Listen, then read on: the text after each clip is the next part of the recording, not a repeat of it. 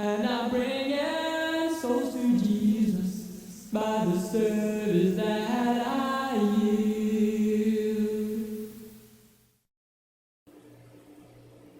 In the very first verse of the Bible in Genesis 1:1, we read that God created the heavens and the earth. He existed before there was time. He existed before there was anything. So from verses like that, we come to understand that God is all powerful. As we go on reading and studying, we discover other characteristics about God. That God is righteous, that God is fair, that God is just. The Bible tells us that God himself is no respecter of persons. He doesn't hold one person of greater value than another. John 3:16 tells us that God so loved the world. He loved the world and all that are in it. The Bible itself tells us that God himself is love. Yet we look at the world around us and we see the evil and the wickedness.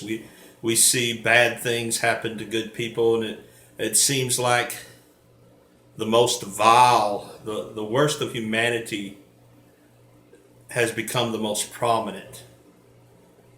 The reflection of humanity that we see in the world today is the evil and bad things happening to good people. The skeptic would look at it this way.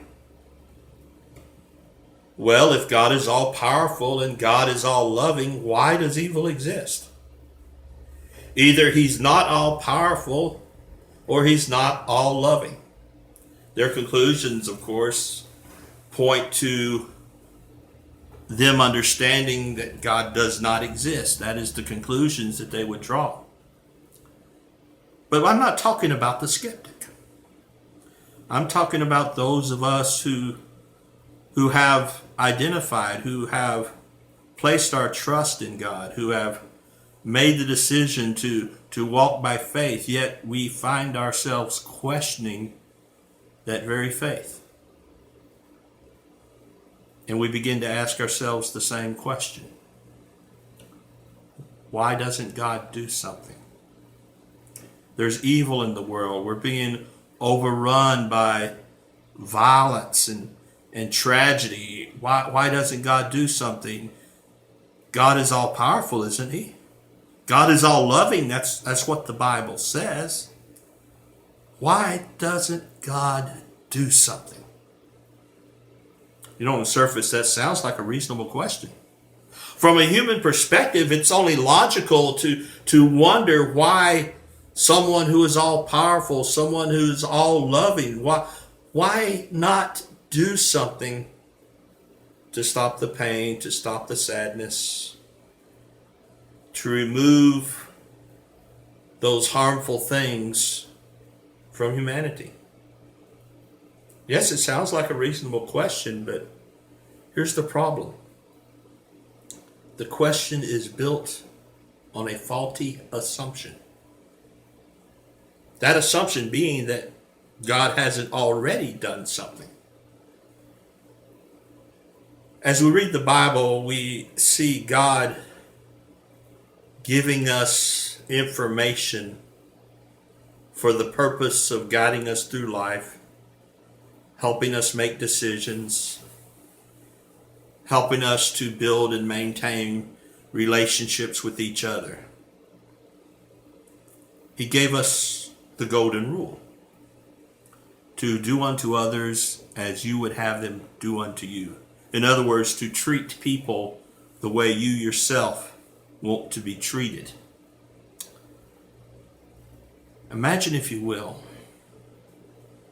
if tomorrow morning everybody woke up and just 10% of the people on earth began following that rule, to go out and treat people the way they themselves want to be treated. Now imagine 25%, 50%.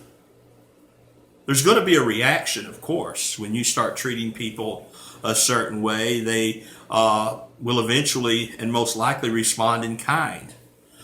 people often follow the examples of those around them. What would the world be like? Everyone treating everyone else the way they themselves want to be treated? What would happen to violence? To crime? On a global scale, what about war? And all because people would treat others the way they themselves want to be treated. The golden rule is something that God has done. God has given us that rule. The question should be, what have we done? What are we going to do with what God has given us?